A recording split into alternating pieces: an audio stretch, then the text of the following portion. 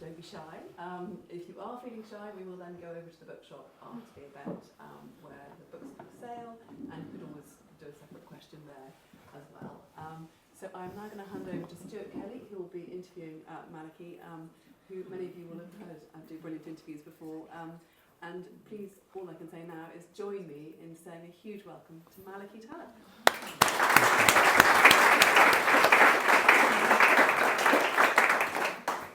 Thank you all so much for coming out tonight. It's a pleasure to be doing this event. I think I chaired Mallachy for his first non-fiction book and one of the very first events that you did. I think even then we were talking about the fact that you were wanting to write fiction but had been inveigled into doing non-fiction to begin with. So it's a delight to see the second novel here. It's a very complicated novel to describe because novels in which there is not much that happens externally, but a huge hinterland of emotional significance are quite difficult to give a handle on, particularly when it's a sort of very sotto voce portrait of two people, a father and son. It charts changes in Shetland in a very interesting way, and by the end of it I think you really get a sense of how much can be said without being spoken, which is why the music becomes such a significant part of the book. I'd like to begin, Mallachy, just by asking a bit about the music, because your publicist told me that when they were trawling, as one does, the various celebrities to find people to say nice things about forthcoming books, you are, on a kind of wing and a prayer, asked Elvis Costello if he would give a quote. And he not only did. Do you want to elaborate on what happened then? Yes, so when you send out these proof copies early on where you're hoping to get quotes for the cover, just people to say kind things, you send it to friends and people, writers you admire, and then you maybe send a few to, as you say, wing and a prayer. And Elvis Costello was the wing and a prayer this time. And a month went by and publisher heard nothing. And then all of a sudden an email arrived saying, Elvis would love to read the book. Send it to this address. And then a few days later, another email saying, Elvis has been listening to Mallachy's music and he would love for Mallachy to come and open for him in Glasgow. So that's what I did. In September, Elvis Costello, who I've seen in concert 3 or 4 times since I was a teenager, I was opening for him at the Theatre Royal, which was incredible. It's a bit of an unfair question, but comparing the novel and being the opener for Elvis Costello, which are you more proud of? When I was young, when I was a young person, all I wanted to do was to be a singer-songwriter and to perform. I never had any ambition to write books. I wasn't particularly a reader until I was in my 20s, by which point I had kind of given up on the singer-songwriter ambition. So there was something incredibly rewarding to have the opportunity to do that now, completely by surprise, really, when I thought any opportunity like that was long behind me. So this being the 5th book, I have slightly got used to that process of, it's always exciting to see something you've written appear in solid form like this. But that experience, opening for Elvis Costello, was amazing. Well, depending on whether you said the book or the music would have changed what we do now, but do you want to begin with the music then? Yeah. I know it's not quite the Glasgow Theatre here, but we'd be delighted to hear. I will explain it a little bit before singing something. So this book focuses around a character called Jack, who is a man in his 60s in Shetland, in contemporary Shetland. And there is this parallel historical narrative which follows Jack's parents and Jack's early life. And in addition to that, there are also 10 songs that appear as handwritten lyrics within the text. Now, Jack is a very solitary man. He is stuck in his ways. He lives on his own, has always done so.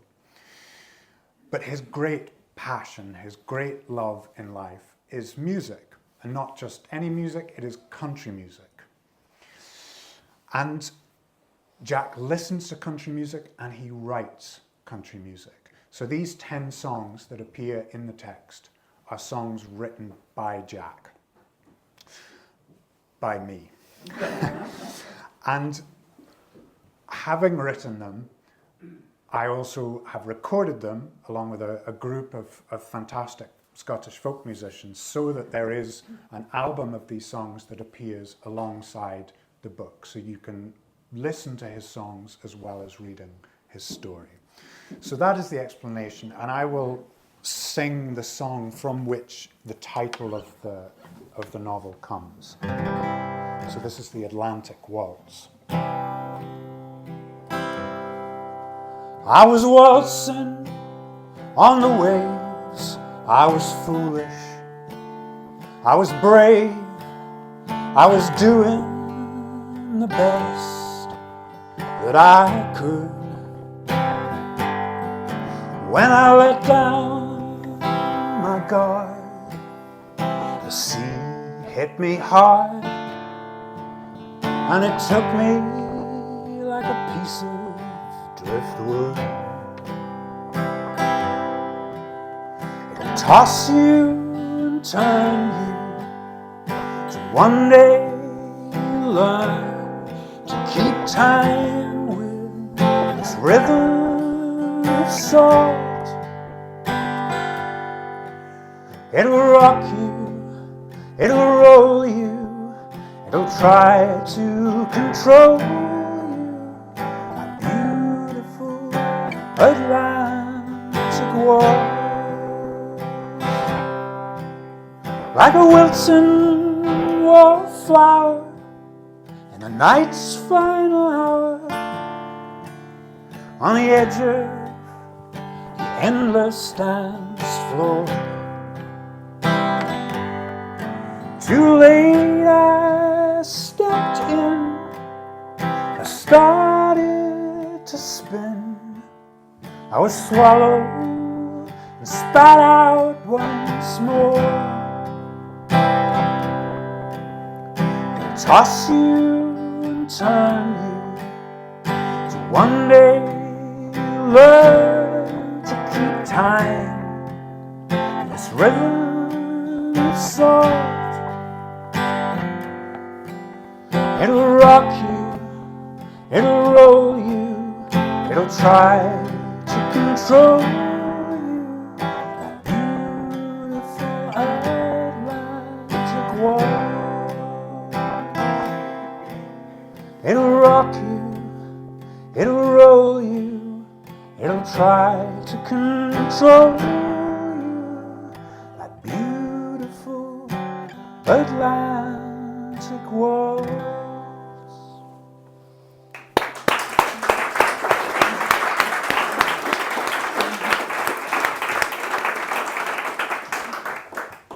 There's a quote which I've seen used frequently, that writing about music is like dancing about architecture. Sometimes credited to Elvis Costello. Sometimes, yeah. And it is a very difficult thing to do. Even great writers. I think that Ian Forster's description of going to Beethoven's Fifth is one of the most embarrassing bits of writing by a great author I've ever read, with the little descriptions of how it's all like goblins and things. So when you approached writing about music, how did you do it without trying to do a sort of picture portrait of it?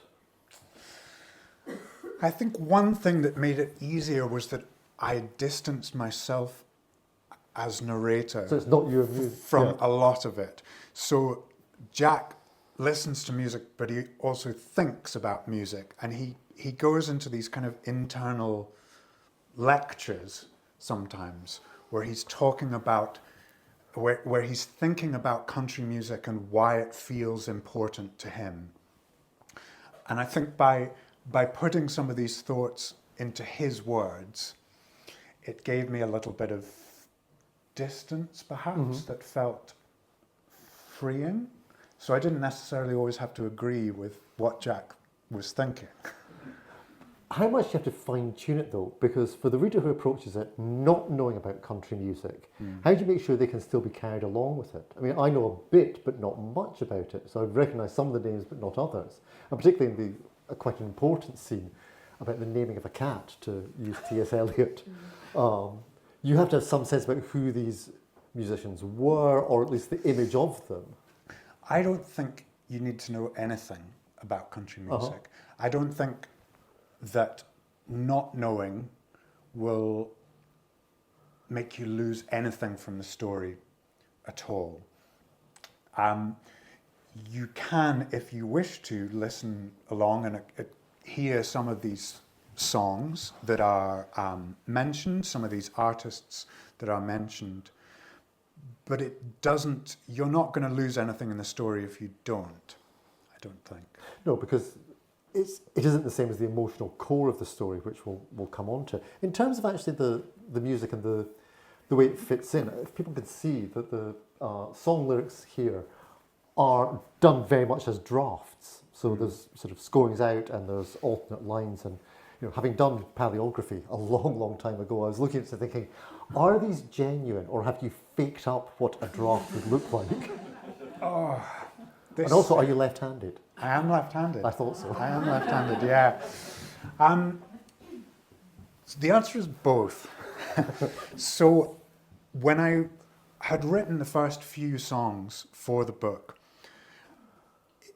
I'd written all of them on a page each. And when I looked back at them with the kind of the inevitable crossings out and this kind of thing, I thought, well, actually, there's something interesting about seeing the workings of the song, seeing the life of a song before it is completed. And so when I submitted the book, I just put them in with my scribblings in there. When it came to setting the pages, unfortunately, my handwriting was not good enough.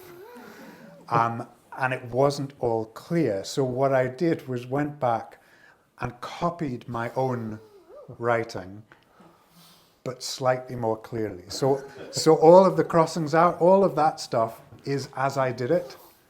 But neater. But it's not. But it's neater.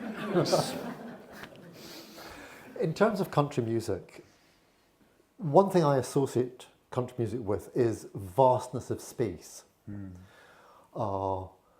that's the one thing that Shetland isn't really offering. It's offering the vastness of ocean, but not in terms of the space. There's something much more, in a way, claustrophobic. In a way, everyone knows everyone else's business. How did you then parallel sort of the country aesthetic to a place which geographically is so dissimilar? It's interesting because I'm not 100% sure I agree with your premise. Good. In that, if I think about the origins of country music, I think about the hollers of Kentucky. So narrow valleys within the Appalachian Mountains, which I don't think of as open spaces. Now, of course, country expanded across the south and west of the United States. Jack, the character, thinks of country music as being at home within the landscape of Shetland. And that is partly about an emotional home, because he recognizes the kinds of longings that exist within country music, within himself, and I think within the community. At one point, he thinks about why does country music appeal in certain places? And one of his theories is that country music appeals in places where the outward expression of emotion is discouraged. And so that singing songs in which your heart is on your sleeve is a legitimate outlet for deep and intense emotion that you don't necessarily have in conversation. I think we should hear a bit from the novel now. Do you want to read a section? Sure. And will it be a section about Jack or about Sonny? I'm going to read from the historical section.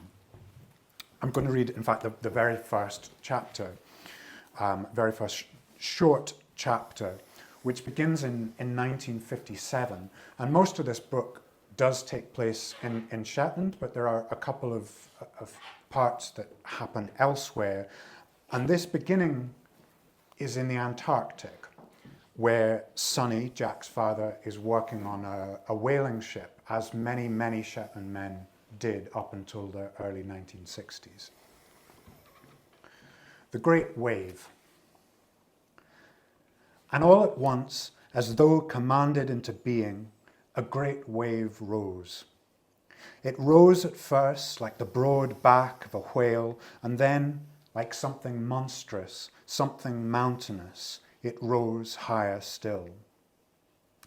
Those men who stood on the ship's bridge looked out upon the water, and they knew in that instant just how frail their vessel could be. For weeks they had sailed the ice-clotted ocean, seeking and slaughtering the creatures of this place.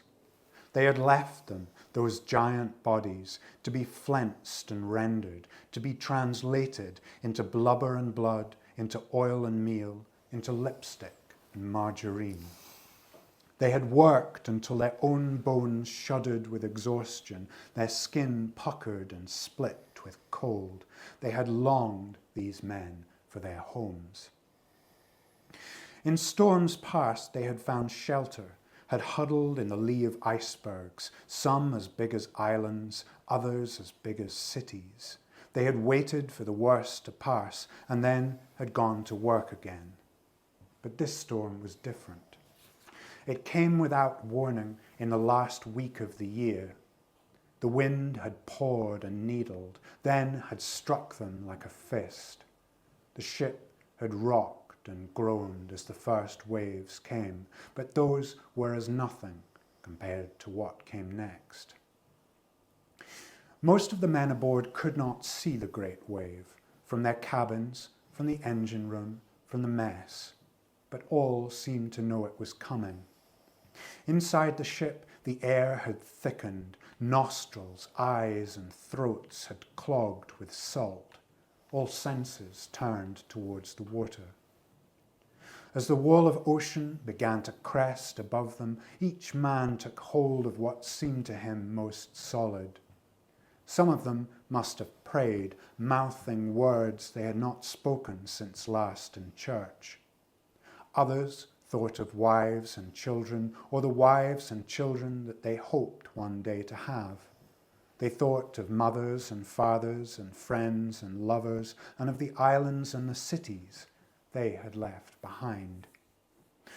And when the great wave fell finally upon them, when air became water and water became everything and everything was drenched in darkness, death seemed certain, the end for all of them decided. They closed their eyes and clenched their bodies, each believing they had few breaths left to breathe, few seconds still remaining.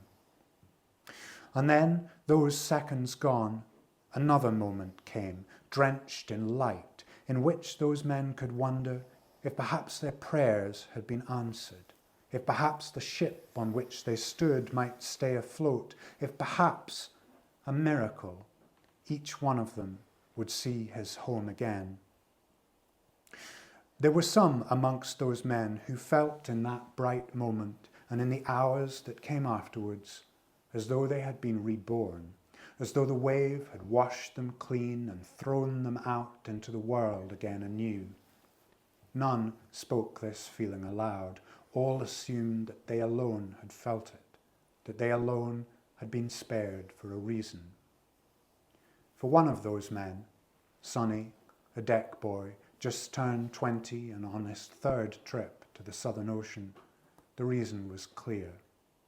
When he returned to Shetland in 5 months' time with the packet of cash in his pocket and the smell of rancid oil and caustic soda embedded in his skin, he would ask Kathleen Anderson of Treswick to marry him.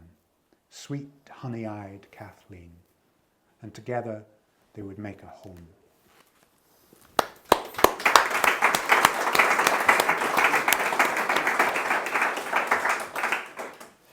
It's quite difficult to express the nicety of the psychological states here, because this is not a book in which there are villains or monsters in a way.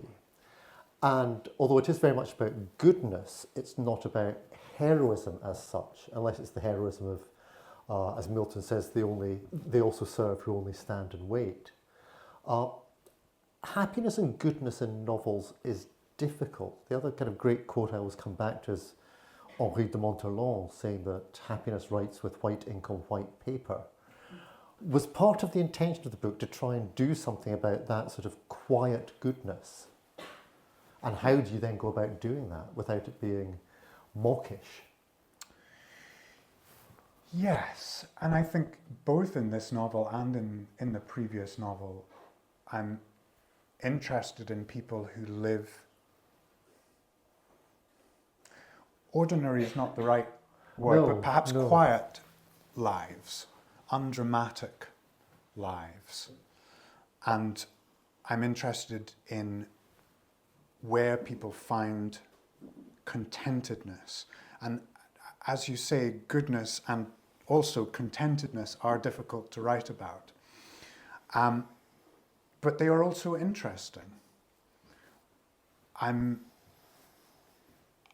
much less interested in the big dramas of life than I am in the quiet contentedness and the sort of subtle changes that can happen to a character. Mm-hmm. And in fact, Jack's life is quite quietly, dramatically changed over the course of this book.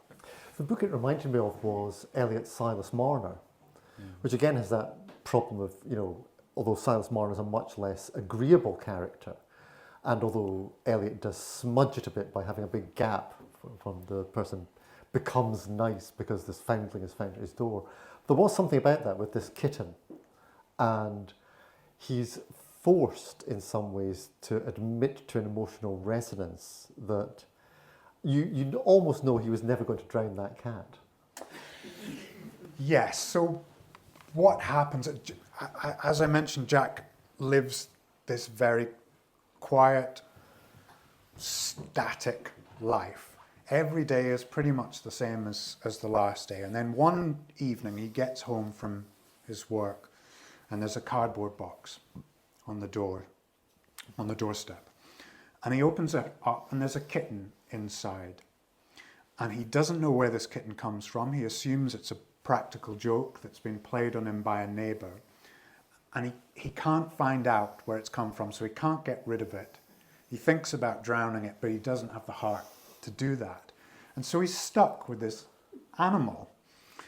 And this man who has lived as he wished to live every day the same way suddenly has to accommodate this animal that has its own needs and desires.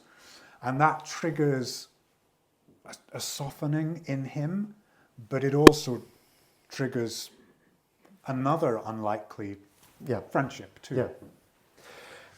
In terms of both Jack and his father, there's a sense of them being, although they're very much part of the community, they are liminal in some ways. It's beautiful, the description about the fact that Jack has been a postman, and therefore he's obviously meeting everyone on the island, yet all the interactions have got a built-in time limit. He can always say, I've got to be getting on. And his father, from the whaling to the croft, always has something that can deflect from having to have deep and profound conversations with people. So can you talk a little bit about that kind of semi-detachment, being part of the community but being able to withdraw from it? So one of the things, Jack insists that he is not a lonely man. He admits to being lonesome. He quite likes It's very good that word. He quite likes that word, a word that nobody ever uses in speech, but only in songs. But he doesn't think of himself as lonely. And one of the types of human connection that he gets is through music. But the other is that he is part of his community. As you say, he's quite on the edge of it, and he limits the amount of contact he has with people. But he likes to know who everyone is. He likes to keep up with the gossip, which he gets from Vina at the shop, who knows everything about everybody.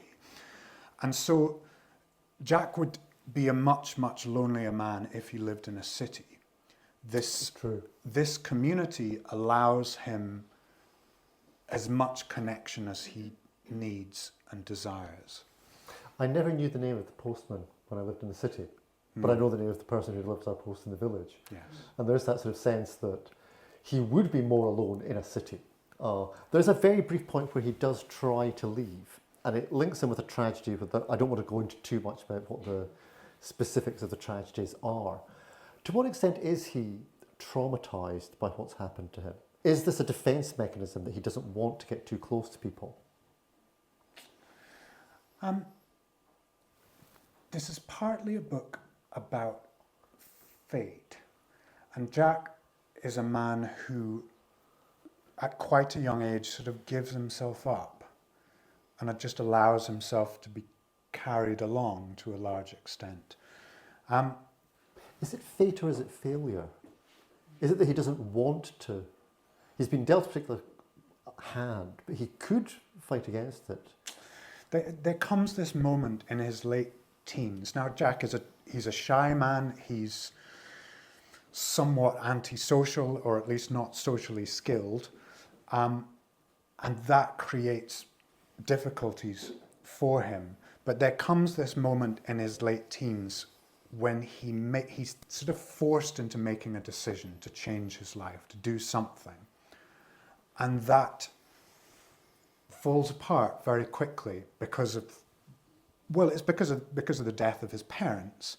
And at that point, he kind of gives up on ambition or hopes, and he gives in to this life that he is able to find enough joy in it, but it is a small life. Yes, although being able to find joy in the small, I think, is actually a particularly virtuous thing to be able to do. There's a great line in one of Browning's poems where the worldly bishop says, I am much, you are nothing.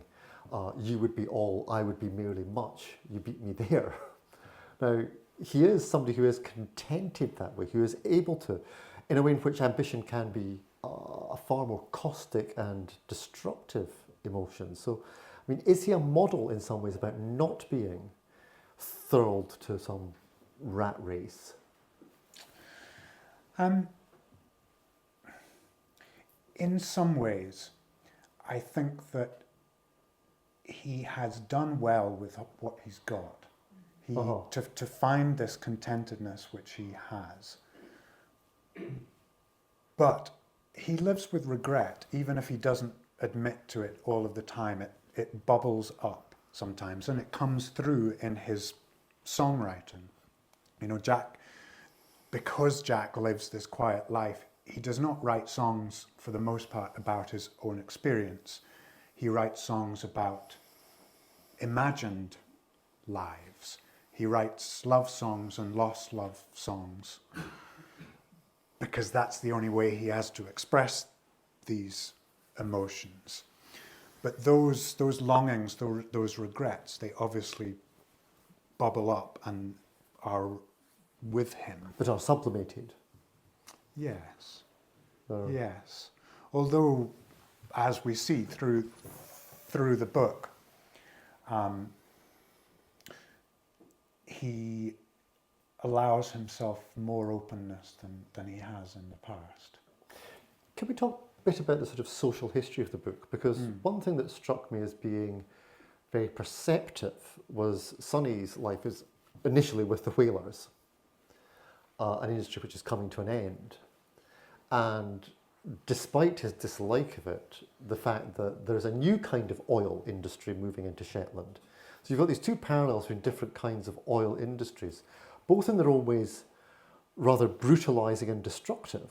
Although, you know, the living beings that were the oil that's coming from the sea floor has been dead a lot longer than the whales in the actual sea above.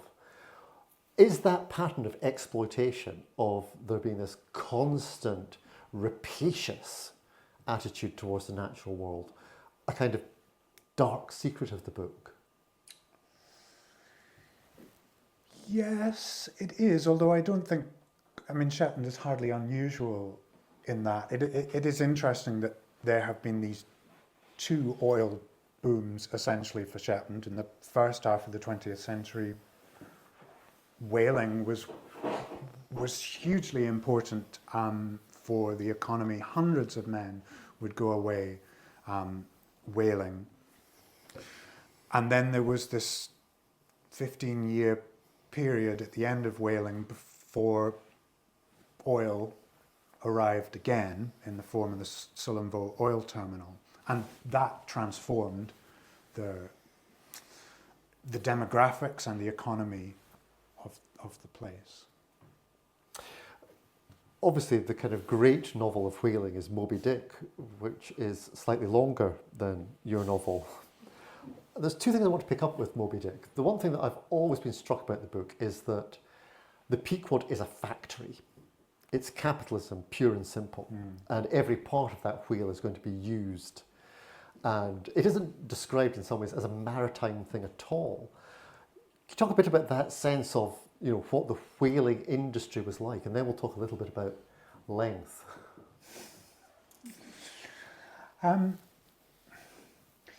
What the whaling industry The whaling is industry, like. this is an industry. I mean, we don't romanticize it in the way that you can sort of romanticize some forms of industry. No, although many of the men who did it do romanticize it as they Sonny get does as he gets older. Yes. Sonny much less so than many men. Now, the interest in this came for me when I was quite young, because I knew men who had been, when I was growing up in the 90s, I knew men who had been whalers when they were teenagers or in their 20s. And so for me, there was, to hear their stories, there was something almost mythical about those tales, which I'm sure were exaggerated and romanticized for my ears. But there was something, because it was a life that was so alien from my own, it had that air of myth about it, which I tried to inject into some of those historical chapters, that little bit of myth. Now, of course, it was a rapacious industry, but it was also essential at that time. Shetland was a place that it was very difficult to earn a living. And one of the few ways that men could earn a proper living was to go away, join the merchant navy, or go away as a whaler, which was preferable in a sense because you could come back for the summer. So you could work through the winter in the Antarctic and then work on the craft in the summer at home. And hundreds of men every year went, and that was enormously important, terrible as it was. I mean, the one bit where I think it almost plays its hand is leaving the single female and the calf, almost like a sick joke. And there is a kind of anger at that point in it, a sort of disgust at what these people are doing. Yeah, and this was true. They were not supposed to kill whales with calves. Now, of course, they often did, sometimes by mistake, because when they're panicked, the whales go in different directions and you don't know which one is the mother. But that was the rule, and the idea that you can destroy this whole pod but leave behind the mother and the calf, and that is justice. There's a kind of madness to that. With Moby Dick, which is such a gargantuan book,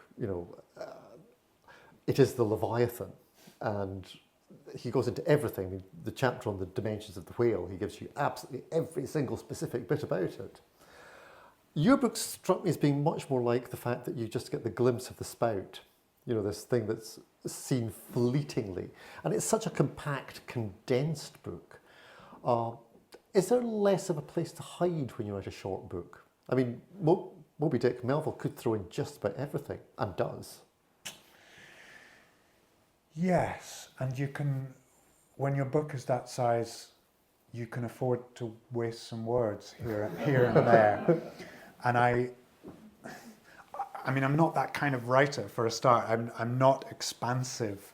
I like concision, and actually, I want to keep getting shorter in a sense. I like being able to create emotional drama within this short space, so that, like you say, you see the spout, but you sense the body beneath. Yes, it's what Scott referred as the sort of a small piece of, Austen referred to her small piece of ivory that she worked on, somehow linking back into the whole whaling side again. When my colleague Alan Massey reviewed it, he compared you to a number of writers such as George Mackay-Brown, also Linklater, Muir as well. Did you feel you were in their footsteps, and were they difficult footsteps to be in? I don't. I mean, that was very, very generous of him. I don't, because I didn't think of myself as writing within a Northern Isles tradition. Because... Really? Yeah. Growing up, those were not... George Mackay-Brown to some extent. And reading George Mackay-Brown helped me think about how to write about my own place. But those were not the writers that I was most drawn to, I think. Often when you grow up in a small place in particular, you're thinking about other places, and you think that interesting things happen elsewhere and interesting writers are elsewhere. And of course, these writers that he mentioned are all Orcadian, and it does make a difference. Yeah, yeah. They were not Shetland writers, and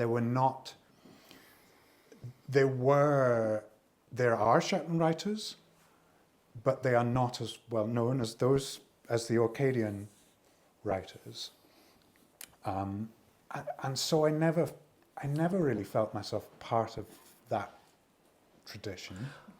It's strange. I mean, within a kind of Scottish tradition, if you were part of that, it struck me that it was much more similar to the very early James Kelman, a book like The Bus Conductor Hinds, about how difficult it is to be decent.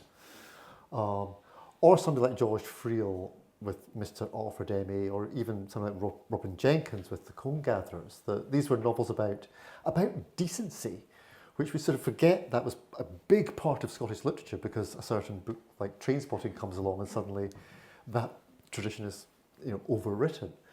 Well, yes, and Scottish literature switched from being primarily a rural national literature to being primarily an urban national literature at some point in the 20th century too. But in terms of that decency writing, about the difficulties of being decent, people who have the odds stacked against them but still somehow will not buckle to the kind of viciousness of the world, was that something that was formative in terms of your thinking about how you do this kind of character? Yes. I mean, Jack is fundamentally a decent man. He is a curmudgeonly man, but decent. And again, it comes back to those interesting but difficult traits of contentedness, of goodness and decency, and how do you bring those characteristics to life, but how do you make them compelling for a reader, so that a reader is engaged by decency, which we don't think of as the most dramatic trait, perhaps. Just a couple more questions, then we'll open it up to the audience, because we'll have to leave time for your final song. I was interested in sort of gender roles in it, because again, without giving too much of the plot away, the inheritance is quite important, and the fact that Sonny feels, in a way, emasculated by the fact that his wife is a property owner. And obviously, he's a bachelor, Jack. And it does seem that if there are people who have a kind of standing and integral nature, it's people like the shopkeeper, who's, you know, the kind of magus that knows everything. Were you interested in the way in which there are different kinds of gender stereotypes in the Shetlandic system? I mean, even actually, sorry to interrupt, Jack's mother, the fact she's not very good at the knitting. Mm. Yes, and obviously these gender stereotypes are much more apparent within his parents' generation. And Sonny he does feel emasculated. He feels hurt by the fact that he works his whole life and never on paper owns anything really, because the house that they live in is left to his wife, even though he has extended this house with his own hands, built this extension, but he never owns it. There's been quite a lot written about gender roles in Shetland, certainly in those past generations, and the fact that women played a much more central role within the community, in part because so many men were absent for much of the year. The men went away, and so the women ran everything. And the men came back and they had to fit in, and there would have been that awkwardness of kind of coming back into a community that in some ways didn't need them. Yeah. One last question, and then we'll open up to the audience. You mentioned that this is your fifth book. There's non-fiction and there's the other novel. How do you see them interrelating? Well, they interrelate in that pretty much all of them are in some way about the connection between people and places. Whether that's to do with a sense of home, the pull of one particular place, or whether that is to do with how you develop or enrich a connection with wherever it is you happen to be. That's the thread that runs through them all. And is that one that you'll continue? Or would you like to sort of break completely with that kind of... I think it's, you can try to push aside your preoccupations, but they're going to keep coming back to you. I think there are particular questions that stay with you, and it doesn't matter how many times you write about them. The question always rises to the surface, and you feel the need to return to it. So, of course, I want to write about these things in different ways. But that question continues to bother me. So when you do come and buy the book, do buy some of Mallachy's other books, because although it is in some ways the same language, it's done with the same landscape, it's done with a very different palette in each of the books. Let's have some questions from you. The mic's not really working very well, so just shout. Just shout. What was tougher, opening for Elvis or playing to us here, because it's a very small, intimate audience, and I note that you play right-handedly rather than a left-hand guitar. Opening for Elvis Costello was more difficult.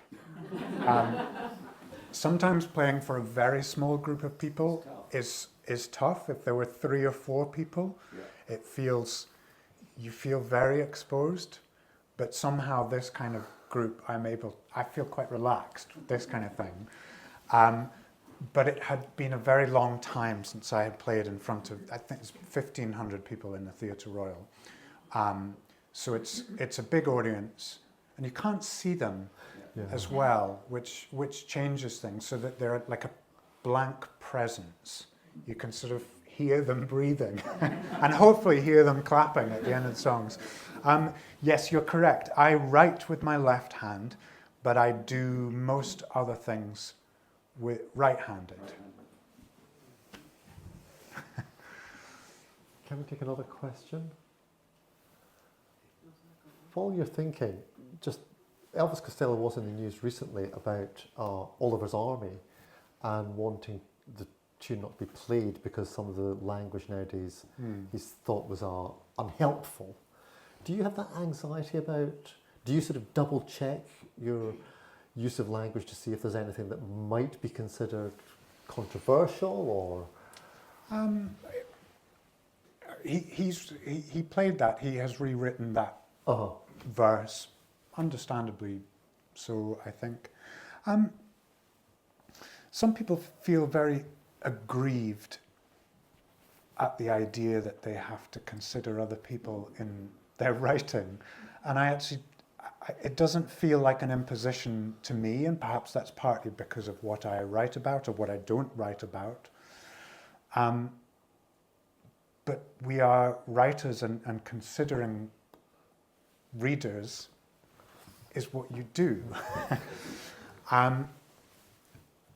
And so I have never felt this to be an issue, and I think some people protest too much.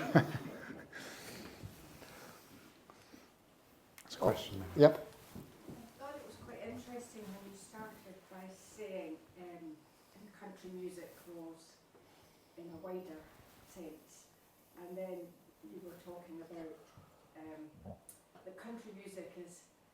What I'm trying to say is that in lots of small places where life is harsh, I think you're absolutely right in saying that music is so important.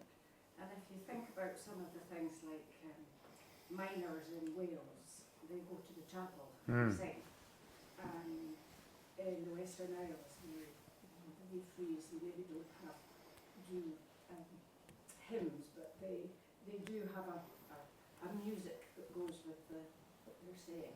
And country music and folk music very much comes from small, harsh lives and enriches it in so many ways, which is something about what you've been talking about.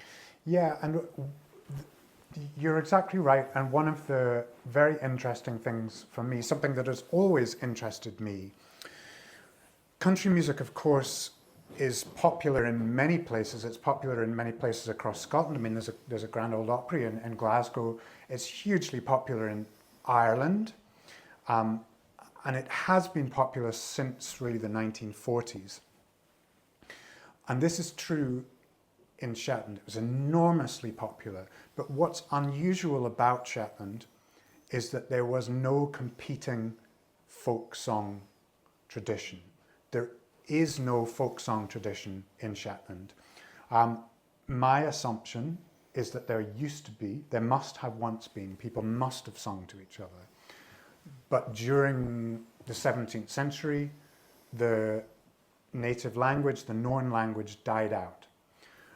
And the songs that people sang died with it. So, and it was never replaced, really. And so when country music came along, it was almost like it became adopted as the Shetland folk music. And so everybody sang it. Whenever people sang, that's what they sang. And so it has always fascinated me that it seemed to have this really deep connection to the place, as folk music usually does. Fiddle music as well. Yes, alongside fiddle music. Yeah. Were you ever tempted to try and recreate what it might have been like? I mean, there was that rather successful, rather problematic St Kilda album. Oh, you mean what the Yeah. music might have been? No, and there is almost, there is one complete song, I think, called the Unst Boat Song, which is in Norn, and a chunk of another one. And that's it. There really is almost nothing else, and the language is properly dead. It can't be resurrected. And so there's nothing to work with. really. You could get the Spaceport song. Yes. We have another question at all? Yeah, that's just, The last novel I read about Shetland was about the clearances in Weasdale and Whiteless Rose. Shadow in the Valley? Yes. Yeah. I was extremely moved by that, in recognising that the same thing had happened in Shetland as had happened in mainland. Can I expect to be moved by your novel, and are you moved by what you write? You personally moved by what you write, as you write? Huh. Well, I would hope that you would be moved. That is part of what I hope to do in a novel, is for people to feel moved by it. Maybe that's a slightly unfashionable desire these days. I'm not sure, so. but I mean, congratulations on finding that novel, that Shadow in the Valley. I can't remember when I read that, probably when I was a teenager, but that's difficult to get hold of these days. Is it Lawrence Graham? John Graham, his brother. Am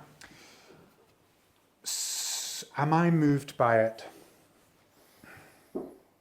That's a trickier question, because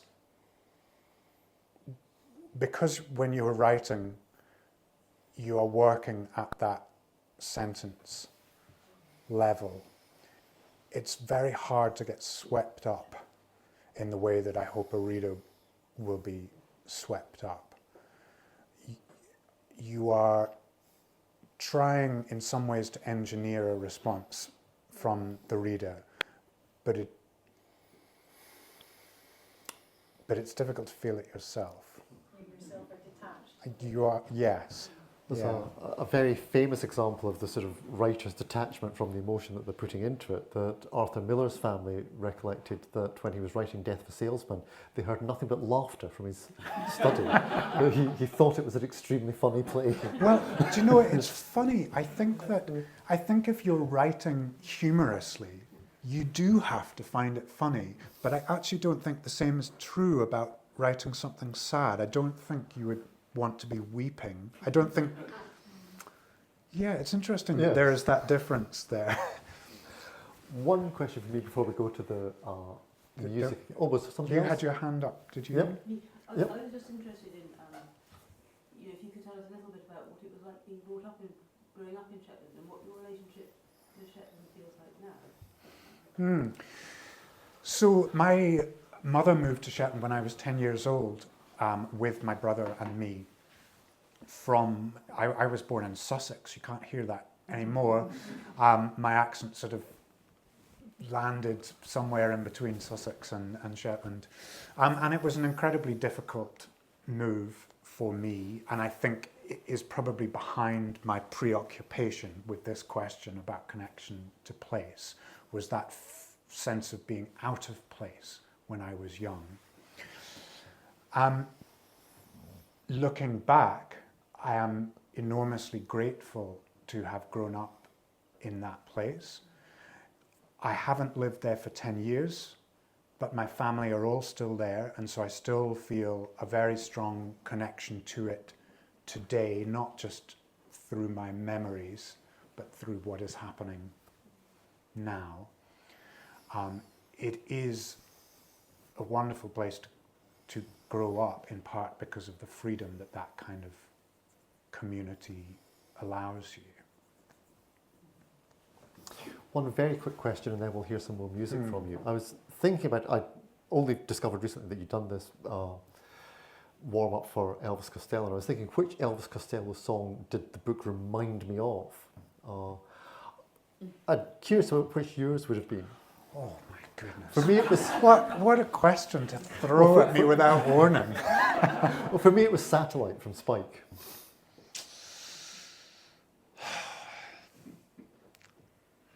You're going to have to ask me something else, because I can't finish on an I don't know. But that's such a difficult question. Well, I'm sure you'll have time to think. anybody speaking to Mallachy when you're doing your books and he remembers which one it should be, do please tell me. But let's hear your music rather than Elvis's. Okay, thank you. So as I said, the songs appear as lyrics in the book, and the audio book, when it appears in a week or two, has the music interspersed through it. Sorry, my button was banging last time, so I'm just going to change. But you can also listen to the album on Spotify, and there are copies of the album on vinyl here that you can buy as well. So, as I said, Jack writes love songs and lost love songs despite his lack of experience in that regard. So I'm going to play you one of the lost love songs. This is called When I Talk in My Sleep.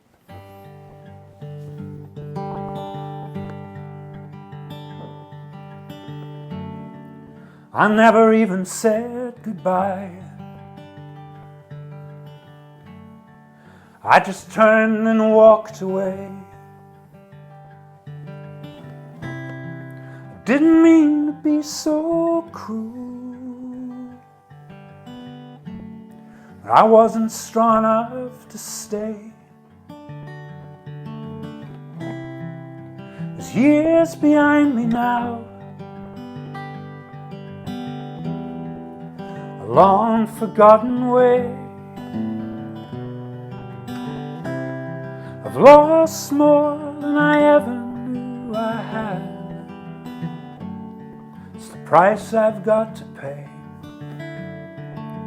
When I lie in my bed, when I tremble and stir, when I talk in my sleep, I'm thinking of her. Oh, when I lie in my bed, when I tremble and stir, when I talk in my sleep, I'm talking to her.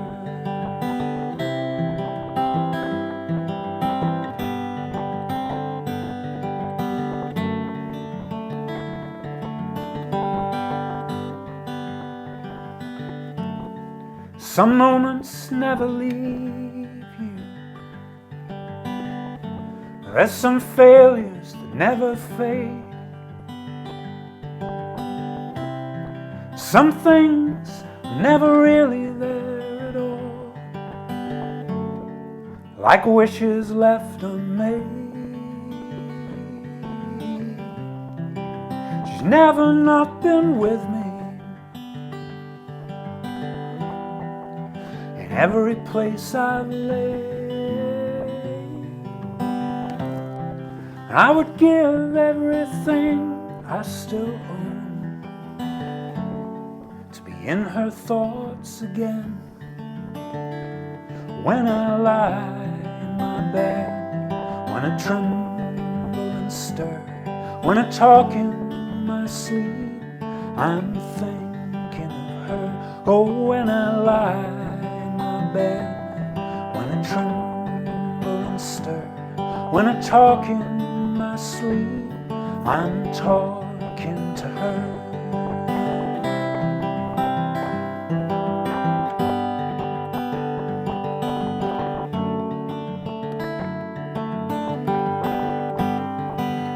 When I lie in my bed, when I tremble and stir, when I talk in my sleep, I'm thinking of her.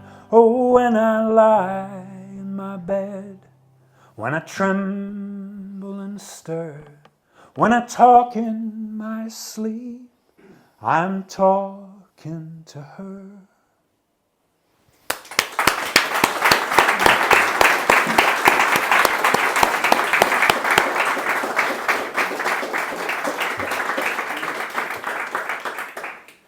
Thank you so much. And Yes, my point exactly. Thank you so much. That was really special and a huge treat.